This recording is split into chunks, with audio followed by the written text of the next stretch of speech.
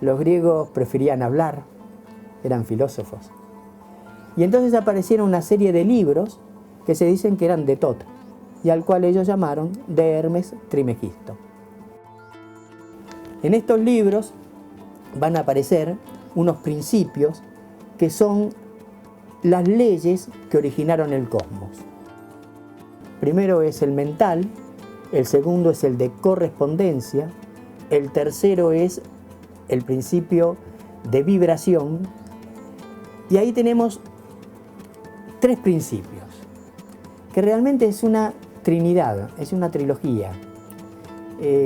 Los antiguos hablaban de un triple logos, una triple idea, para poder expresar aquello que da origen a todo el mundo manifiesto.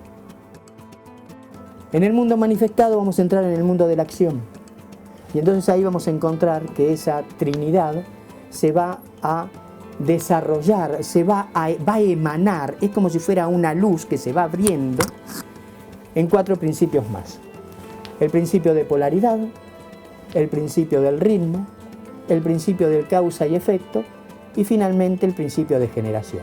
Es decir, de esa forma están dados los 7 principios en el Kybalión o en el Pymander, y son los que utilizaron en la Edad Media para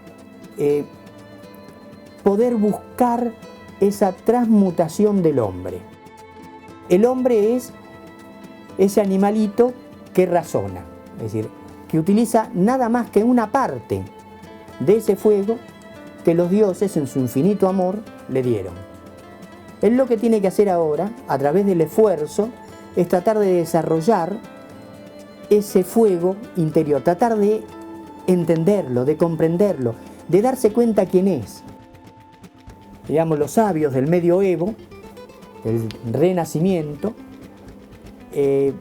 trabajaron con algo que también viene de Egipto, que es la alquimia. Que en realidad no sería tanto la transmutación del plomo en oro, sino del plomo de la personalidad en oro espiritual. La transmutación del animalito, aquel que tiene deseos, aquel que tiene pasiones, en ese ser superior, hijo realmente de los dioses, para que se llegue a convertir en dioses. Esa es la transmutación, esa es la transformación que tiene que hacer el hombre. Y precisamente tomaron estos 7 principios y los empezaron a trabajar. El séptimo principio es el principio de generación. Va a decir que todo en esta vida tiene 2 elementos, uno masculino y uno femenino, que permite la generación. Es decir, en todas las cosas, si no hubiera una generación, todo lo material desaparecería. Es decir, no hay nada en el universo, ni siquiera las galaxias, ni siquiera el cosmos, que sea eterno. La eternidad se va dando en la generación. El hombre realmente es eterno como hombre, genéricamente hablando. Es decir, por lo menos hasta que se llegue a convertir en Dios. ¿Y cómo se da esa eternidad? A través de la generación.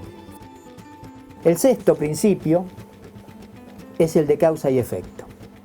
En este mundo de acción, todo efecto tiene una causa. Esa es una ley física, y siendo física, uno tiene que entender de que es mucho más difícil mover la materia que mover las ideas. Los antiguos hablaban de que hay un plano, que es el plano mental, donde también las ideas van generando ideas. Es decir, cuando juntamos 2 ideas, dan una tercera idea. Es causa y efecto. Y eso se da en todas las cosas. Quizás lo que mejor se maneja en este momento sea toda la parte oriental, y ahí es donde encontramos una palabrita que sería el karma. Es decir, el karma es la ley de causa y efecto. A medida que uno va haciendo cosas, va teniendo resultados. El quinto principio sería el principio del ritmo. Va a decir que todo fluye y refluye. todo avanza y retrocede, todo sube y todo baja. El ritmo es lo que le da la armonía, el ritmo es lo que ajusta las cosas. Y va a tomar el mismo principio, algo que a mí siempre me llamó la atención porque es un ejemplo que también va a tomar Aristóteles, que es el ejemplo del péndulo. El principio va a decir que el péndulo gira, el péndulo, digamos, todo lo que avanza hacia la izquierda va a avanzar hacia la derecha. Es un principio físico que también lo emplea Aristóteles, y Aristóteles nos va a hablar del placer y del dolor. Aristóteles nos va a decir que cuando buscamos mucho el placer, llevamos mucho el péndulo hacia un lado, tarde o temprano, porque no hay nada que pueda mantenerse, el péndulo va a volver y va a generar el dolor. Es un principio en donde nos va a decir que tenemos que llevar menos las cosas a los extremos, pero tampoco quedarnos en el medio, en la inacción, sino buscar en cosas, placeres más elevados. El cuarto principio, y este sí es cuarto arriba y cuarto abajo, ¿no? Este es el principio del medio, es el principio de polaridad. Va a decir que todo tiene sus dos polos, todo vive en sus dos polos. Es muy interesante ese principio porque básicamente en todas las, antes hablaba de las tríadas de las religiones y demás, siempre nos hablan que la manifestación se expresa como dualidad. Y de hecho, nosotros no podemos entender de otra manera el mundo que no sea comparativamente. Lo interesante de este principio es que si bien todo tiene dos polos, son diferentes, va a decir, en grado. Es decir, no es que sean distintos. Y uno lo entiende muy bien eso con la temperatura, precisamente. Es decir, la temperatura uno puede hablar de frío y de calor. Parecen opuestos, parecen distintos, pero todos son grados. El tercer principio, viniendo de arriba hacia abajo, es el principio de vibración. Va a decir que nada que está quieto, que todo vibra. Es decir, y de hecho nosotros sabemos, por lo menos en la parte material, que todo está vibrando. Es decir, cuando uno ve la materia quieta y trabaja sobre ella, busca, penetra dentro de la materia, ¿qué va a encontrar? Va a encontrar tejidos, va a encontrar moléculas, va a encontrar átomos, va a encontrar electrones. Es decir, que no hay nada que esté quieto. Aunque nosotros, nuestros sentidos, nos digan que están quietos, todo está vibrando, todo tiene vibración.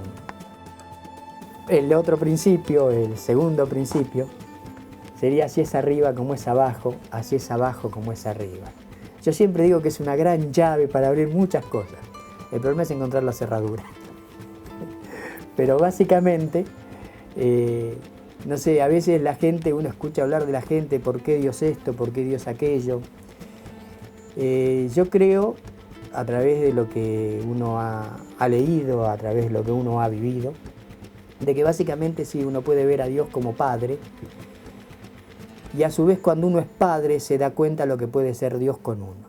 Es decir, un padre es aquel que, bueno, que no quiere que su hijo sufra, que su hijo tenga los problemas que a uno mismo le costó el aprendizaje de la vida, pero no tiene más remedio que dejarlo. Y el primero, y quizás el más difícil de todos, que va a decir que el universo es mental. Todo es mente. Por eso no quise empezar al revés. Porque cuando uno empieza con eso, y sí, está bien, empieza con una idea, punto, ya está.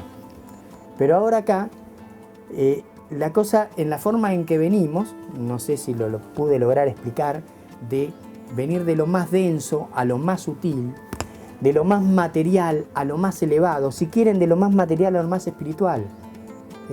Acá no estamos hablando de que materia o espíritu están en contra, sino en ese principio de polaridad, en donde tanto materia como espíritu son polos del mismo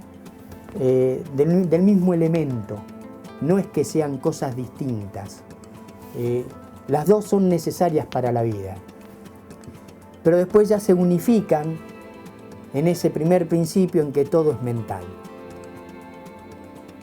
Y ahí también, bueno, es la idea de, les diría, de la alquimia, en que la materia es una sola, la sustancia que está hecho este mundo es uno solo, y que por eso se puede ir transmutando hasta llegar de plomo, que sería el material más denso, en oro, que sería el material más maleable, más dúctil, de mayor valor.